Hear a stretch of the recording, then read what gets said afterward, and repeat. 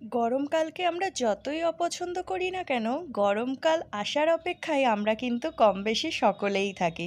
তার কারণ হলো এমন কিছু জিনিস যে আমরা গরমকালেই শুধুমাত্র পাই, সারা বছর মাথা ঠুকলেও পাওয়া যাবে না। তেমনই একটা হলো ফলের রাজা আম। আমের জন্য তো আমরা কম বেশি সবাই অপেক্ষা করে থাকি, আর এখন তো বাজারে কাঁচা আম ভালো মতনই পাওয়া যাচ্ছে।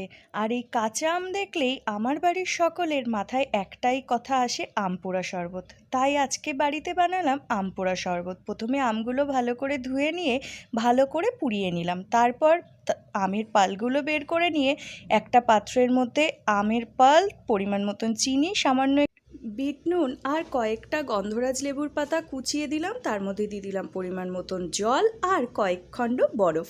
ব্যাস, তারপরে আর কি, সবার মন খুশি আর পেট ঠান্ডা। আর আমার ভিডিওটা দেখে যদি ভালো লেগে থাকে, যাওয়ার আগে সাবস্ক্রাইব করুন। রাধে রাধে।